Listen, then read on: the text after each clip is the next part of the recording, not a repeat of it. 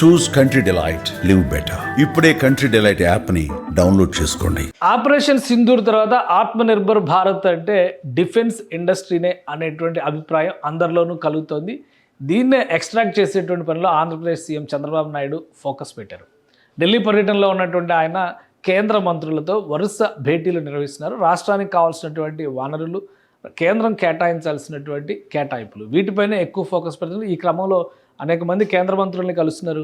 రాష్ట్రానికి సంబంధించి రక్షణ రంగ పరిశ్రమలు తీసుకురావడం కూడా ఒక పెద్ద లక్ష్యంగా చంద్రబాబు నాయుడు గారు పెట్టుకున్నారు.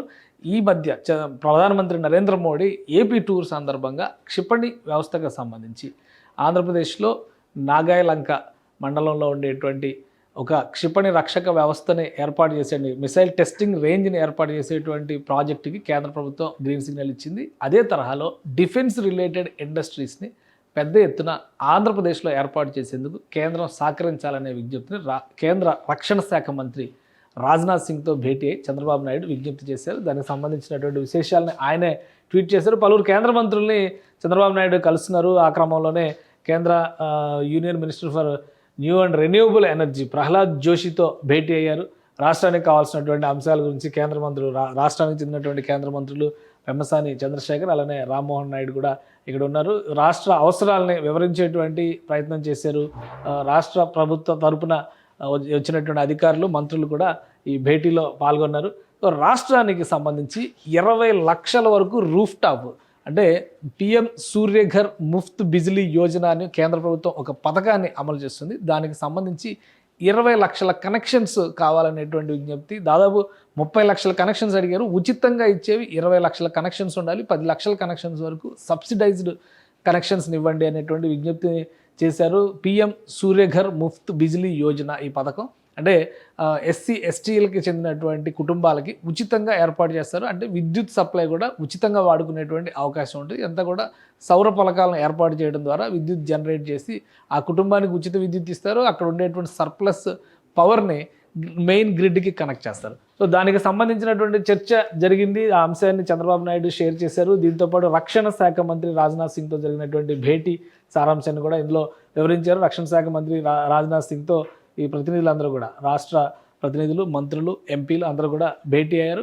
సో ఇక్కడ డిస్కస్ చేసింది ఏంటంటే డిఆర్డిఓ లింక్డ్ ఇండస్ట్రీస్ని ఆంధ్రప్రదేశ్లో ఫోకస్ చేయాలనేటువంటి విజ్ఞప్తిని కేంద్ర మంత్రికి చేశారు చంద్రబాబు నాయుడు గారు. దీనికి ప్రధానమైనటువంటి కారణం ఈ మధ్యకాలంలో ఆత్మనిర్భర్ భారత్ పేరుతో అనేక పరిశ్రమలు దీనికి సంబంధించినవి వస్తున్నాయి. సో ఇక్కడ ఏం మెన్షన్ చేశారనేది మనం ఒకసారి చూస్తే కనుక, we discussed a comprehensive road map for Andhra Pradesh to emerge as a cornerstone of India's defence and aerospace future.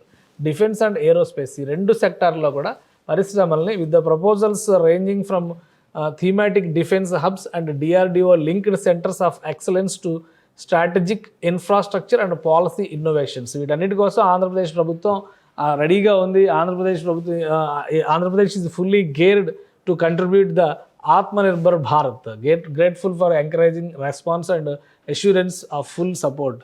So ఇది కేంద్ర మంత్రితో జరిగినటువంటి భేటీ సారాంశం. రాష్ట్రంలో పెద్ద ఎత్తున డిఫెన్స్ ఇండస్ట్రీకి సంబంధించి, ఏరోస్పేస్ ఇండస్ట్రీకి సంబంధించినటువంటి పరిశ్రమల్ని ప్రోత్సహించేందుకు రాష్ట్ర ప్రభుత్వం సుముఖంగా సన్నద్ధంగా ఉంది. కాబట్టి కేంద్ర ప్రభుత్వం సాయం కోరుతుంది. కేంద్ర ప్రభుత్వ ఆధ్వర్యంలోనే డిఆర్డిఓ అంటే రక్షణ రంగానికి సంబంధించినటువంటి అనేక ఉత్పత్తుల్ని డిజైన్ చేస్తుంది. సో ఈ మధ్యనే మిసైల్ టెస్టింగ్ సెంటర్కి సంబంధించి ఒక క్లియరెన్స్ వచ్చింది. ప్రధానమంత్రి శంకుస్థాపన కూడా చేశారు. దాదాపు 1500 కోట్ల రూపాయలతో ఉమ్మడి కృష్ణా జిల్లా తీరంలో ఏర్పాటయ్యేది, అంటే సముద్రానికి దగ్గరలో ఏర్పాటయ్యేటువంటి మిసైల్ టెస్టింగ్ రేంజ్ అది. అదే తరహాలో ఏరోస్పేస్కి సంబంధించి కానీ డిఫెన్స్కి సంబంధించినటువంటి ఇతర పరిశ్రమలు కూడా ఆంధ్రప్రదేశ్లో పెద్ద ఎత్తున స్థాపించడానికి కేంద్రం సహకరించాలనేటువంటి విజ్ఞప్తిని రాష్ట్ర ప్రభుత్వ పక్షాన ముఖ్యమంత్రి ఆయన ప్రతినిధి బృందం చేసింది. కేంద్రం ఈ మధ్యకాలంలో ఈ ఆల్టర్నేటివ్స్ పైన ఎక్కువగా ఫోకస్ పెడుతుంది. ఏరోస్పేస్కి సంబంధించి, డ్రోన్ టెక్నాలజీస్కి సంబంధించి కూడా ప్రోత్సాహకాలు ఇవ్వడానికి దానికి కావాల్సినటువంటి క్లీన్ పాలసీస్ని కేంద్ర ప్రభుత్వం తీసుకొచ్చింది. సో రాష్ట్ర ప్రభుత్వం, కేంద్ర ప్రభుత్వం డబుల్ ఇంజిన్ సర్కార్ ప్రస్తుతం ఆంధ్రప్రదేశ్లో నడుస్తుంది. కాబట్టి సమన్వయంతో కొన్ని పరిశ్రమలను ఆంధ్రప్రదేశ్కి తీసుకొచ్చేటువంటి ప్రణాళికని ఏపీ సర్కార్ రెడీ చేసినట్టుగా మనం భావించవచ్చు. కేంద్ర మంత్రి స్పందన కూడా పాజిటివ్గా ఉందని చంద్రబాబు నాయుడు గారు అంటున్నారు. కాబట్టి ఎలాంటి పరిశ్రమలు రాబోతున్నాయో కాలం నిర్ణయిస్తుంది. సుమన్ టీవీలో మీ పర్సనల్ అండ్ బిజినెస్ ప్రమోషన్స్ కోసం కింది నెంబర్కి కాంటాక్ట్ చేయండి.